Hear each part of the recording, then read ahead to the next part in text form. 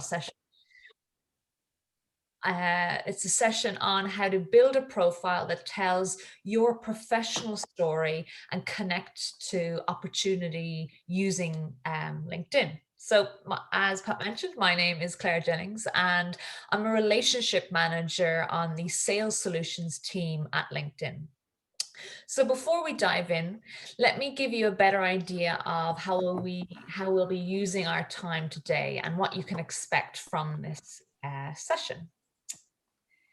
So let's take a look at our agenda for today. So what we'll do first is I'm going to spend a few minutes going through helping you to understand what LinkedIn is, what we're about, what our mission is, because this is going to help you really understand the importance of having a profile.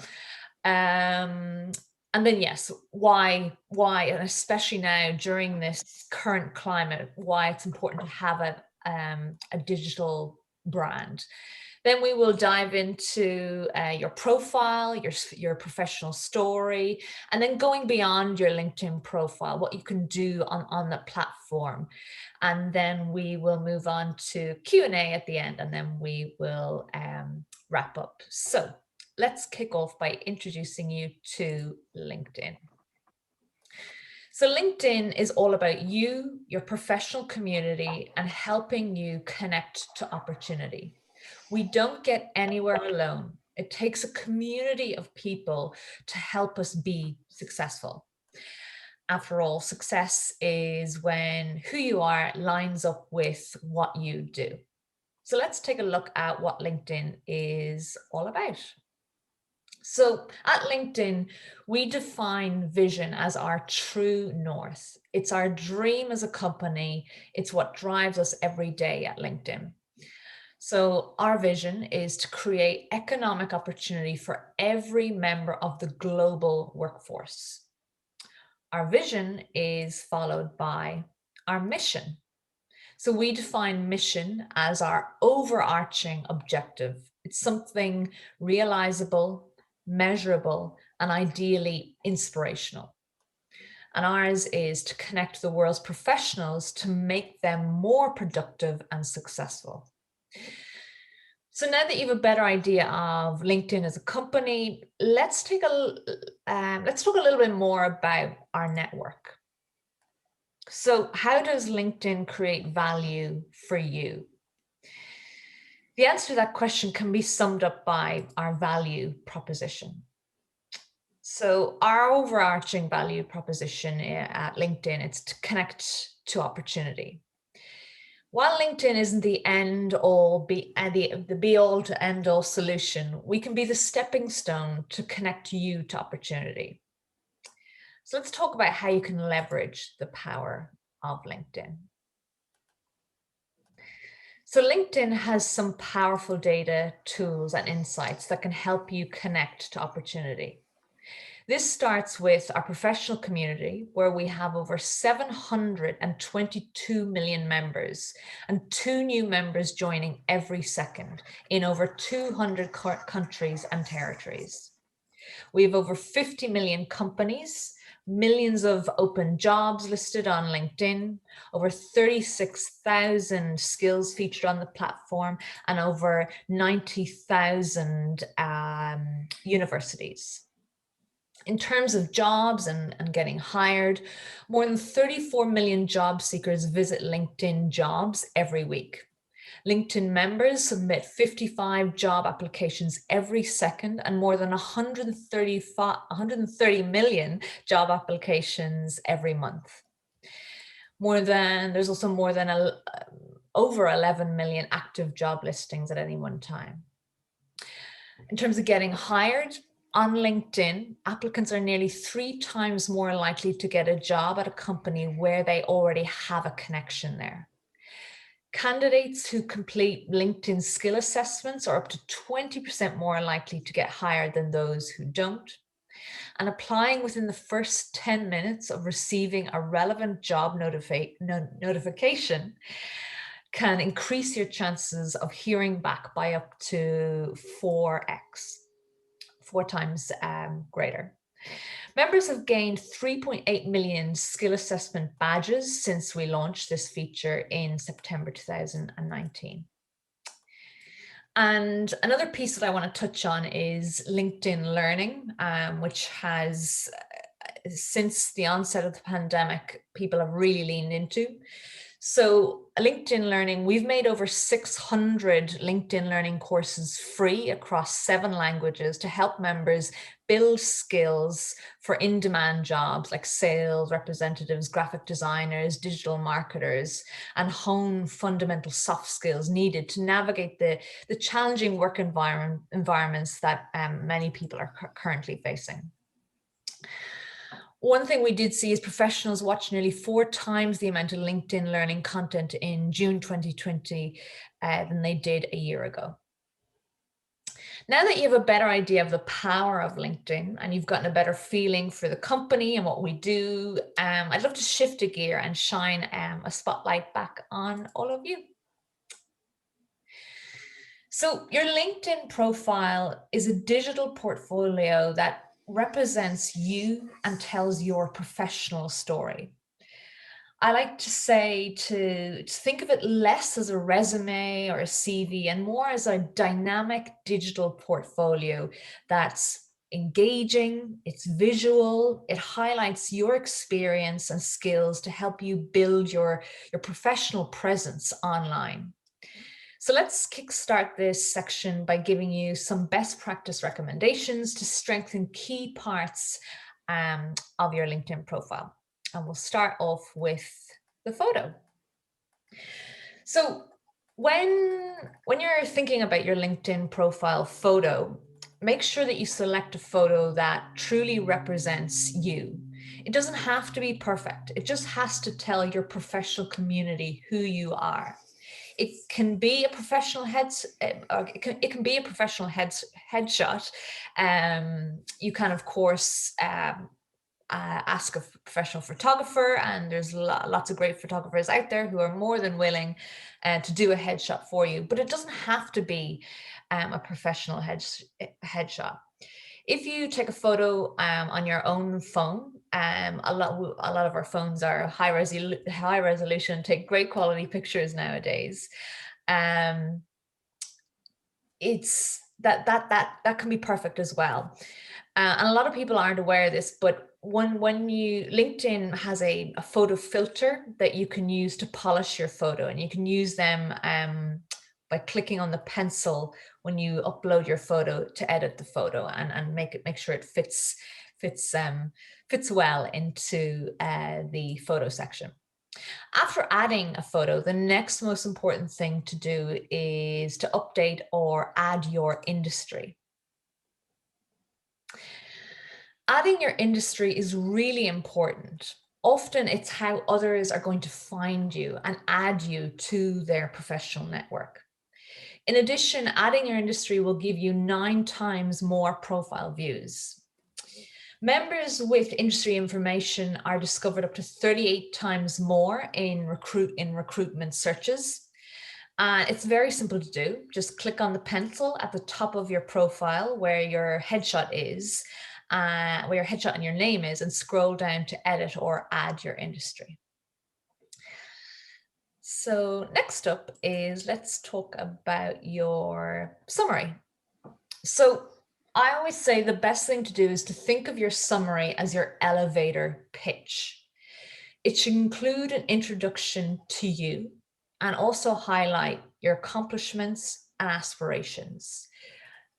We strongly recommend to keep it short and sweet. There's no need to list all of your career accomplishments. You'll have an experience section below for all of that detail. Feel free to highlight your unique talents, how you want to contribute to a company, and put in some interesting facts as well. I always think that it's important to come across as being human as well, and maybe sprinkle in mention something you like to do in your free time. And in your free time, you enjoy cooking, travel, whatever it might be. A lot of these companies are hiring, of course, they're hiring for your skills, your expertise, but they're hiring people too, and likability and interest outside of work is, these are the pieces that make you more human and personable as well. And then an interesting fact, so adding a summary of 40 words or more makes your profile more likely to turn up in future employers' searches. So keep that in mind. It's a key important feature of your profile to have completed. So following the summary is your experience. Experience it's really your opportunity to tell your professional story and talk about your accomplishments within each role that you've had. A great way to showcase your experience is to write it in short paragraph form rather than bullet point. You can use a couple of bullet points here and there, but the majority should read like a story, your professional story. If you've worked at a startup company or a smaller company that isn't as well known, give a brief introduction to that company before detailing your experience. Lastly, it's great to talk about what you did in your role. It's even better to showcase the impact you had, results that you delivered, and changes that you created. So to be more specific and give you some examples, if, for example, if you think about reading a person's profile, and maybe put yourself in the shoes of a recruiter who's busy looking at hundreds of profiles every day, numbers and figures are the things that jump out at us. So maybe you grew a portfolio or a part of the business by 10% or 50%. If you've great little figures about achievements that you had in projects, maybe that you did at university, whatever it might be, put them in. It's those quantifiable insights that will jump out and that will be really helpful for people looking at your profile. So next, let's talk about rich media. So rich media is a photo, a video, a presentation, or anything else that visually enhances your profile and makes it more dynamic. And this is the great thing about your LinkedIn profile versus the traditional 1 or 2 page CV that we all know so well. With a LinkedIn profile, you can really add so much more color and vitality to your online professional CV, so to speak. It helps connect people to what you do by adding rich media to your experience. Keep in mind, it doesn't have to be content you own. For example, if your company that you work for at the moment has a brand video or company brand assets, you can use them in your profile, especially in your experience section. Or maybe it's photographs of a project that you're a part of, you and the project team, or maybe in your volunteer section, which I'll get to in a moment, it's a picture of a fundraiser that you participated in. So yeah, next section is that I'll move on to next. Last but not least is the volunteer and causes section. So adding volunteer experience is a great way to round out your professional identity and uniquely tell your story. Make sure to you add your volunteer experience and give a quick 1 to 2 sentence description of what you do for that specific organization. Almost half of all hiring managers say they view volunteer experience as equivalent to formal work experience. It's an important part of your professional identity, and it really rounds out who you are as a person as well, to show organizations and nonprofit organizations that maybe you're passionate about. So next up is adding skills and getting endorsed.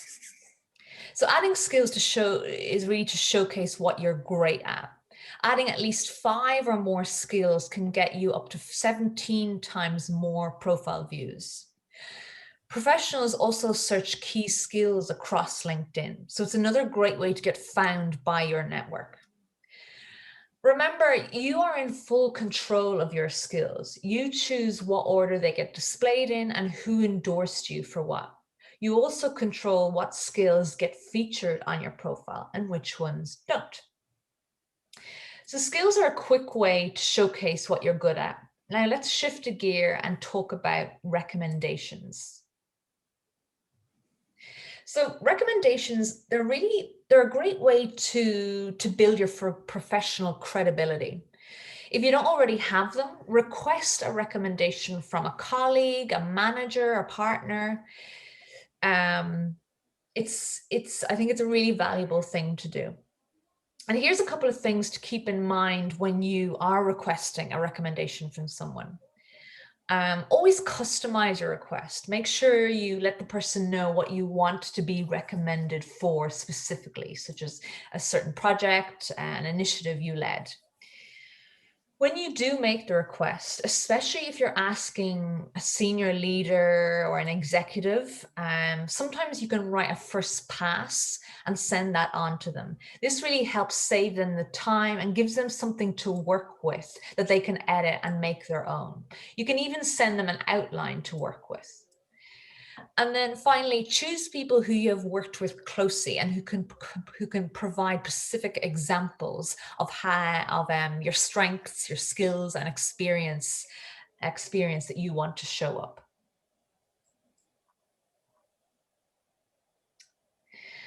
And then before we move on to building thought leadership, in terms of your LinkedIn profile, some key things not to forget. Make sure you add or update your location. This is going to really help you to discover opportunities and connections in your area. And also as well, when LinkedIn email you jobs that you might be interested in, it's important that you've added this detail so that we know, our AI and algorithms in the background know to send you jobs in your location. So it's as simple as that. Education is also really important to add. You can choose where in your profile it gets displayed. And as well, these type of things are great to feature in your accomplishment sections too. A question I often get asked about education is, how far back do you go? It really depends where you are in your career. If you're just starting off, maybe you've just finished your education, then I mean, leverage as much of that data or as much of that information and detail and experience as you like. So now that we've talked about how to take your profile specifically to the next level, let's talk about how you can build thought leadership on the LinkedIn platform. So LinkedIn is a place where you can share your insights, expertise, and opinions with your professional community. There's two great ways for you to share your professional perspective on LinkedIn. The first way to share your perspective is quick and high touch through status updates. The second is your opportunity to explore a topic in more detail through publishing. So what's the difference? Sharing updates is a way for you to quickly share your knowledge, perspective, and insight on what you care about, whereas publishing content is a way for you to explore a topic by writing in long-form posts. Here's how you get started. Getting started by sharing a status update on your homepage. You'll see the share box at the top right when you sign in to LinkedIn. There's a couple of things that can help you share status updates and stand out from the crowd. So let's talk through what some of these are. I'll just ask again that everyone go on mute. There's a little bit of background noise. So the first thing is share your authentic voice. LinkedIn is a platform where you can have your voice heard by your professional community. Be authentic, stay on brand, and show up consistently. We also recommend to post frequently. By sharing frequently, you create more opportunities for you and your content to be discovered. One tip is to add a reminder to your calendar to post something once a week or every few days. Start a conversation. So post something quick and snappy that engages your professional community. Pose a question and provide your perspective on a current event or an article and give an insider point of view. The more people engaging with your content or your posts, the more it's going to get shared and noticed in your feed. And again, include some rich media, including photos and videos to help your posts stand out. Posts that include rich media get a lot more comments and a lot more likes. And then think about reciprocity. When posting a status update, think of things you can share that will benefit your professional community. This also goes the other way. Use status updates to pose a question or get insights and thoughts from professionals that you really care about. So now that we've talked through some best practices around sharing updates, let's talk a little bit about publishing on LinkedIn and how you can leverage LinkedIn to share your voice, unique perspective, and your point of view. So publishing content, it's a great way for you to explore topics that matter to you and to share your expertise and insights with your professional community. Remember, when you publish content on LinkedIn, it becomes part of your profile. It gets shared with your network and it reaches the largest group of professionals. Once you've published content, people can follow you to stay on top of what you say and what you post on LinkedIn. Publishing content on LinkedIn, it's a great way to establish thought leadership within a community of professionals who really matter to you. So how does publishing work? So similar to sharing status updates, you can get started on your homepage. If you select the Write an Article tab, this allows you to get started. Now, let's talk through some quick tips on how you can bring your expertise front and center and have your voice heard on LinkedIn. So first things first, create a headline that is capturing. Creating a headline that stands out is the most important piece. As I'm sure, as you're all aware, when you're scrolling down through a news feed on whatever platform it is, we all read the headline first, and it's depends on how interesting that headline is whether you're going to click in and read down any further. So ask yourself, would you click on it yourself if you were having a busy day? And again, back to the rich media, include a photo to really stand out. Always make sure you add a cover photo as well as photos throughout your article to break up the content. Articles with cover photos get more views and comments than those without. And again, and we always say it, be authentic. Make sure you show up as your authentic self. You have a lot of experience and expertise, and people want to hear your views, your insights, and your perspective. As well as that, think about your audience. Remember to think about your audience and really what would they benefit from? Tailor your content to give back to your professional community. And finally, article length really matters. You can write a long form post, but make sure it isn't too long. We see that the sweet spot for article length is anywhere between 600 and 1,000 words. So the best part about publishing content on LinkedIn is that you have the ability to track metrics and analytics on your published content. Simply click the View Stats button within your published article to pull up analytics that will help you target the professionals who can benefit most from your perspective and your expertise. As well as that, track your progress regularly to see how your content resonates with your professional community. Make sure as well to understand how to follow and unfollow companies and influencers. Know how to access settings to customize your feed. And as well as that, it's really important to use the platform as a way to gain knowledge for yourself and follow people and influencers that you're really interested in. That's at a high level, but another great way to use the platform is as networking opportunities and to engage with people in your community that you would like to reach out to and maybe ask to be mentored, so on and so forth.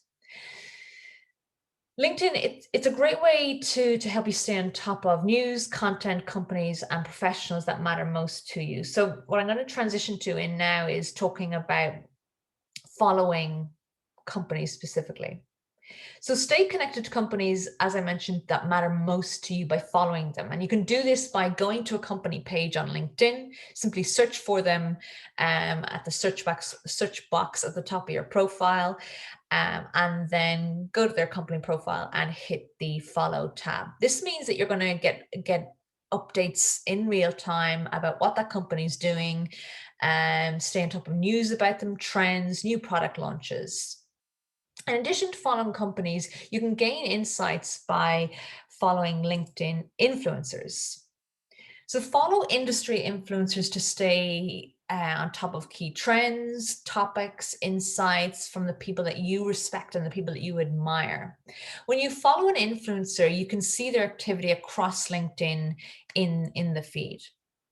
In addition to gaining industry insight and staying informed of what matters to you, you can also leverage LinkedIn to find what you care about. LinkedIn has advanced search filters to help you find what matters most very quickly. So searching for jobs, companies, or people, you can turn on your desired filter to get all the most relevant search results. So now that I've covered how to follow companies, influencers, plus searching at scale, let's talk about how you can customize your LinkedIn experience through your news feed. So as a member of the LinkedIn platform, we give you full control over your LinkedIn feed. We want to empower our members to be able to consume the content that matters most to them. You can manage your feed preferences by clicking on the 3 dots on the top right of any post and select Improve My Feed. You can follow or unfollow people, companies, and influencers. You can hide posts that aren't relevant to you anymore by clicking again on the 3 dots on the top right and select Hide Post. You can also report inappropriate content if you ever see it, and it will flag that to our team, so we will pull it out of the feed.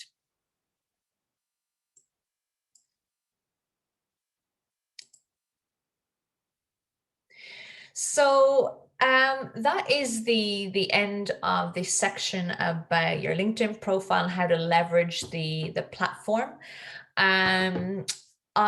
Next up is Q&A. So this is the part that I find we get lots of interesting questions, and I will do my very best to answer as many of them as possible. I can't promise that I'll answer everything. There's a lot to know about LinkedIn, but Pat, could we have some Claire, questions? thank you so much for that. That was really interesting, I must say, and I'm a big advocate and fan of LinkedIn. I think it's a really good platform, and it's really beneficial, and it gives a lot of assistance to a lot of people all over the space, but particularly in this moment. And we have a stream of questions coming in. So, for example, Desmond there was asking, can you upload a voice recording of an article? And if so, in what sort of format? And how one would upload? Is that permissible, or is that kind of something that you would recommend over a text-based article? That's a very good question, a question I've never had. I'm not aware that we have that functionality. So Okay. I don't think we have that just yet, but it's an interesting one. So Desmond, there's an opportunity for you there to yeah. reach out kind of and get yourself a nice sinecure in a niche area of LinkedIn. So Katrina has asked us, would it be possible, Claire, for you to outline the features and benefits of joining and upgrading to premium LinkedIn over relative benign LinkedIn, which is what a lot of people would be on? What's the features and benefits? Or is it just something recruiters use when they're looking for a job? Really good question. So in terms of and I'm sure you've probably all seen the LinkedIn premium profile subscriptions that you can sign up to. Now there are multiple different types. There are subscriptions for, yeah, as you mentioned, recruiters. So if you're using the platform to hire talent, and there's subscriptions for business people wanting to, I suppose, just network better. There is one particularly, and I think this is a good one for graduates or people looking to change roles. I know I used it a couple of years ago when I was in the market looking for a new role, and it's called a LinkedIn Job Seeker subscription. And what that one is it's going to help you get your profile pushed in front of recruiters. And when a recruiter does a search, you'll show up higher in the search results. You'll also notice with that subscription that when you look at job postings, you'll get a lot more insights about that job posting, such as you'll be able to see, I think, if 300 other people have applied, what those other applicants are like. Are they third level educated? What location, geographic location, and some bits and pieces like that it'll give you. Now, if you're not interested in signing up to a subscription, that's absolutely fine, but you still want to use the platform to get a job or get a new job or change industry, whatever it might be. In your settings, you can go into your settings and you can change your profile settings so that you're either open to being contacted by recruiters or you're not open to being contacted by recruiters. In other words, you're happy where you are, please don't contact me, or you're happy where you are, but you're still open to having a chat about an opportunity at another company, another industry. That's a good one to avoid recruiters contacting you when you're happy where you are, or B, if you're like, do you know what, I'd like to put the feelers out there and see what's going on. Or if you're like, look, I don't want to pay for a subscription, but I want recruiters to know that I'm open. Like my profile I'm open for people to reach out to me. So that's a good one, and there's no charge. You don't have to pay any extra for that. So that's one I recommend doing now. So that's a LinkedIn Christmas gift that keeps on giving all year round. Okay, excellent. And Claire, Paul O'Reilly has been kind enough to ask. He was curious, for say a lot of our folks would be self-employed consultants, for example, or they're super niche in terms of their skill sets. So he's using an example. He works across various industries. So what should he put in for industry in the sections? That's a very good question, because I think you can only pick one industry. Yeah. I would suppose, because you can only pick one industry, pick the one where you're predominantly doing most of your work. Probably that doesn't answer the question very well. But perhaps I could make a suggestion to LinkedIn. Perhaps you should put in the industry section professional services. Yeah, I think that could be one that could be there already. Is it? Okay. Well, yeah. Paul, if it is there, maybe that could be the way to, because you are in the consultancy area, so that might be a catch-all. Typically, yeah, we would internally, like when we're thinking about industries, professional services and anything consultative would come under that bracket for us internally in terms of how we our definition of things, as well as that in your job summary or your job title section, Yeah. you can then customize that or elaborate a bit more detail about what you're doing. So I wouldn't worry too much about the industry. It's as important as it is. There's other areas, your profile, where you can illustrate what specifically you're doing across different industries. Okay. And just, I mean, Jessica asked a good question. I mean, given that many young professionals in the industry gain work experience predominantly on a volunteer basis, okay, which is very worthy and to be recommended. But would you recommend that they rather list them under the volunteer or experience section? You know, will the algorithm, the LinkedIn algorithm, read them differently or construe them differently in terms of the ranking? I would say keep the volunteering section for the more charity type things. And if you have work experience, for example, where you did work experience for a company and might not have gotten paid, or you were volunteering, put that in work experience. So interning, for example, would be in work experience, Yeah. clearly. Yeah. Yeah. Okay. And Sive was asking, is there a way to apply to have the showcase services module added to the options for her profile, or is there a method to make that more likely to happen? Say that to me again, so I fully understand. Yeah. Fair play, Sive. Is there a way to apply to have the showcase services module added to the options for her profile, or is there a method to make that more likely to happen? Don't know. I might have to take that one offline if she wants to reach out to me directly, and we can have a chat about it, because I'm not sure exactly. I want to give the right answer, I want to make sure I fully understand exactly what she's talking about. So if she could reach out to me directly, that would be great. And Kavish says he's uploaded his CV into the form of a video under a website. Is there a way to redirect the employers to the video through LinkedIn, or would you prefer to put the link in the summary? Put the link in the summary, I think. I would have thought so. Yeah, that'd be the most efficient manner. Yeah. And Desmond was asking, what does one have to do to remotely update a client's profile from his computer? So he's obviously third party, kind of keeping people's profiles updated and so on, as maybe as a service. I haven't seen that before, but I guess there's a new market. Think that's something we would. I don't think that's something, like, we very much pride ourselves on the data on our platform is self-authored by the individual members themselves. So that's what we're relying on. So Desmond, we're going to say that's a hypothetical question, Yeah. Okay, just for clarity, and mindful of GDPR implications there as well. Yeah. So moving swiftly on. So in language, Claire, I Yeah. mean, it's a really powerful vehicle. It's global and the numbers are staggering. But one of the great features, for instance, is the ability to have your CV in different languages. And what's your thoughts in terms of what would be the best languages? Obviously, we're operating in English, but I mean, Mandarin is a very powerful language in terms of the amount of people that speak it. Which ones would you choose? German, Spanish, or any, or, you know? And I did slag you earlier that clearly there's an apartheid going on, that Irish and the users of Irish were not being kind of getting any love there from Connemara was an outpost kind of in LinkedIn. But I will feed that one back to our product engineering team. So it's Mahan Bar.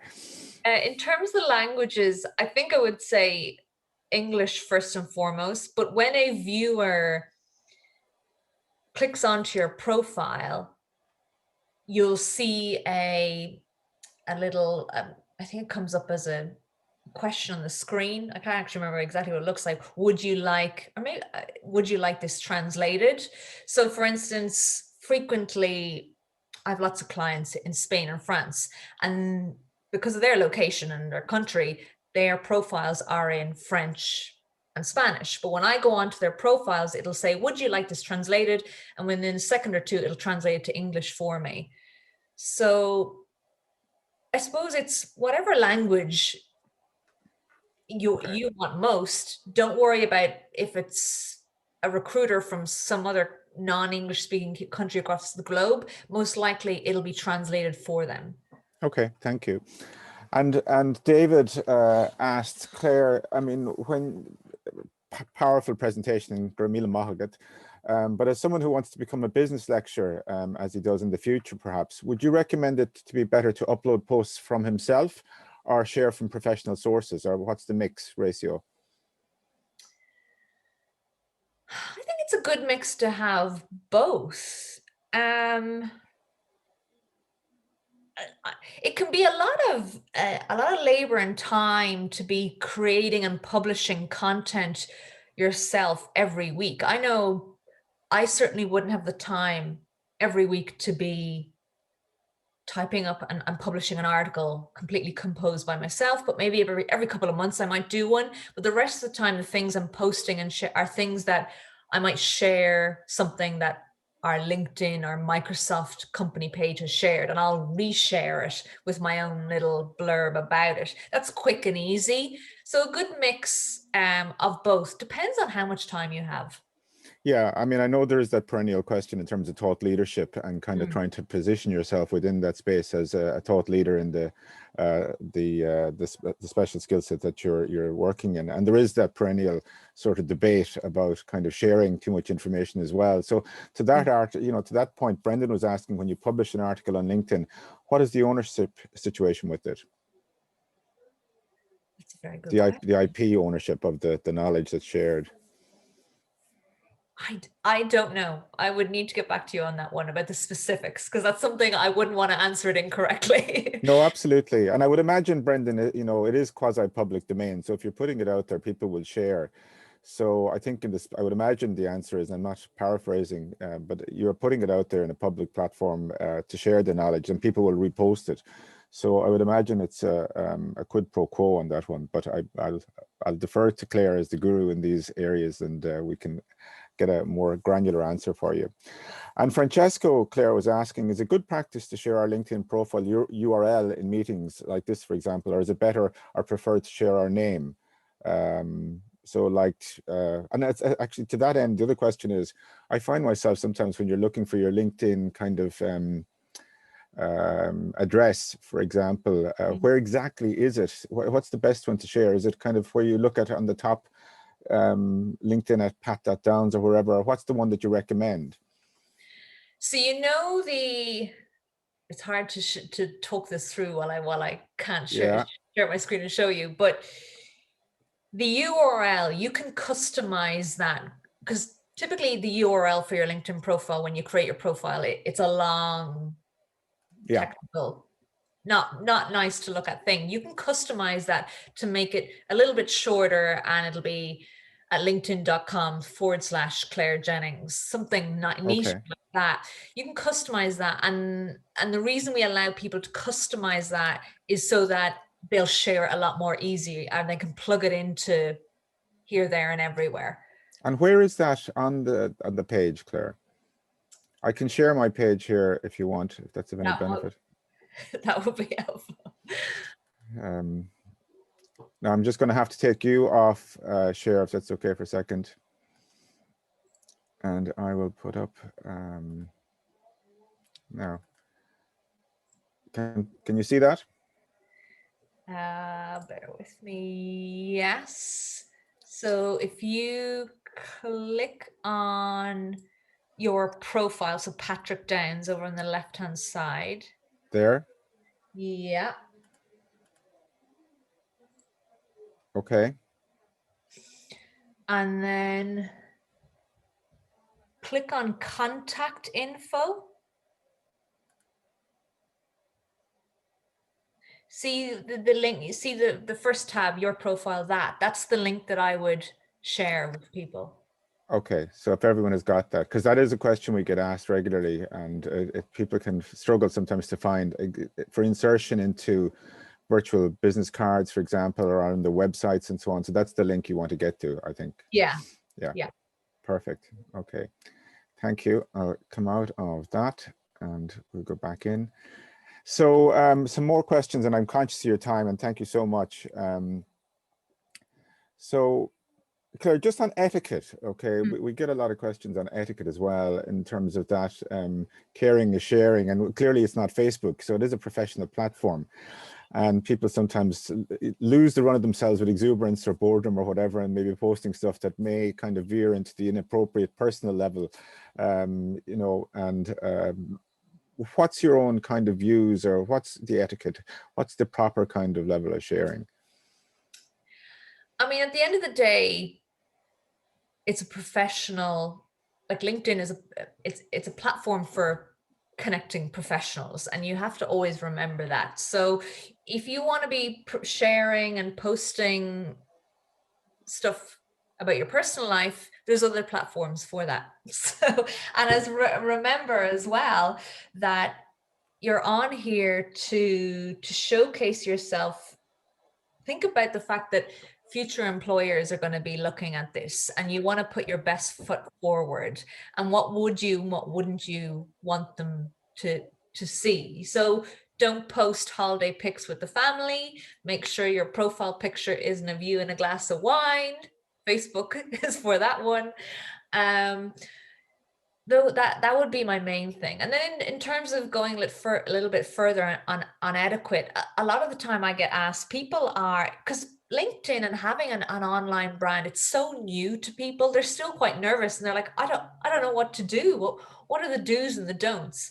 First thing I would say is, if you're a little bit afraid of it, or you're a little bit maybe lacking in confidence, and don't know how to sell yourself, because I come across that's a big thing for people. They don't know how to big themselves up, or talk about themselves in a positive light.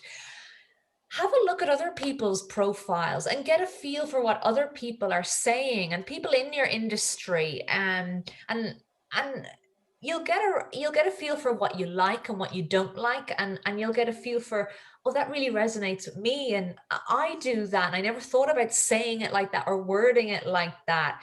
And that's a great way to get inspiration ideas if you're really afraid and you don't know what to do.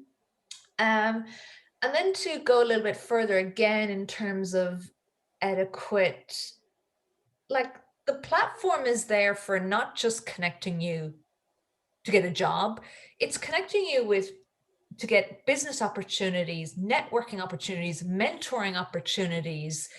Don't ever be afraid to, if there's someone, maybe a business leader or someone in your industry that you would love to be someday, and you find them really inspiring, reach out to them, send them a message, say, look, and be specific, keep it short and sweet, and don't start spending a long time typing about yourself.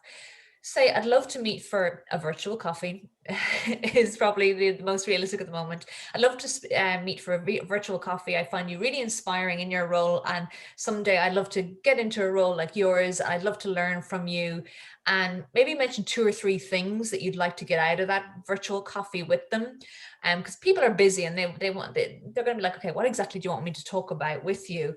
And don't be afraid to reach out. Like, maybe not the Richard Bransons of the world, they're busy, you might not get a response from them, but again, in people in your industry that maybe you're not connected to, you don't know anyone who knows them to make that introduction for you, don't be afraid to use LinkedIn to message them and ask for maybe a once off virtual coffee mentorship thing, and if that goes well, it can be a continual mentoring relationship. Every 3 to 6 months you meet up and catch up about and get career advice from them.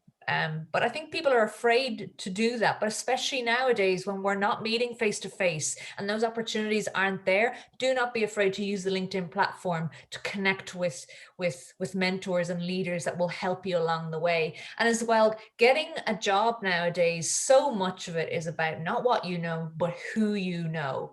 And that person that maybe you reached out to for virtual coffee 2 years ago, down the line, an opportunity might come along and you might need to leverage that connection you made 2 years ago. Claire, that's a very valid point in terms of, I suppose, reaching out to people. And as we approach the end of the year, the best of times, the worst of times, in terms of LinkedIn generally, it's been a real roller coaster of a ride over the last kind of couple of years in terms of the growth patterns that you've seen and experienced. What's next for LinkedIn in terms of, next year, 2021? What should we look forward to in terms of what's the next evolution within the story? Or do we have, anything to look forward to in terms of our profiles for next year that you could share with us at this point? That's a good question. like you, a lot of it's so top secret that I'm not even told about it until 2 or 3 months ahead of time. I think like one of the things, like, because I work as my role in LinkedIn is I work with our clients, and a lot of the things that we get fed back is you're updating and making changes too quickly that we cannot keep up with it, slow it down a bit. I think that's kind of a good complaint to hear.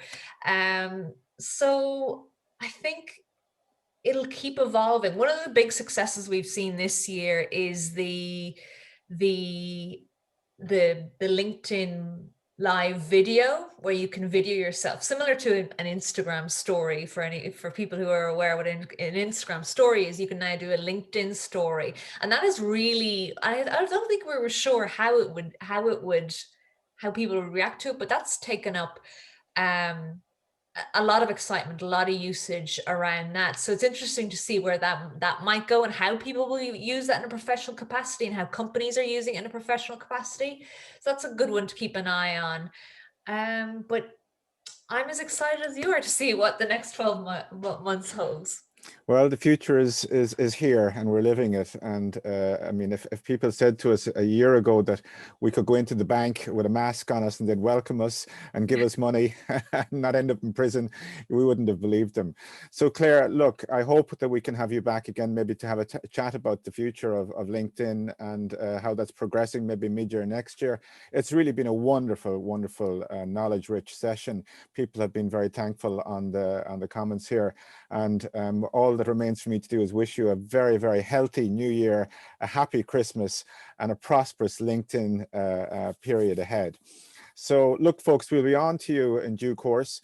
We'll send out a note in terms of the recordings for this. Thank you for your time. I hope the coffee hasn't gone cold, but that your ears are warm listening to Claire. And we wish you all a very healthy new year. Gramila Magat Galer, and without further ado, we're just coming in under the wire for the time. I'm going to wish you all a great Thursday, and Slán go fóill. All right, Claire, thanks a million. God bless everyone. Bye bye. Thank you.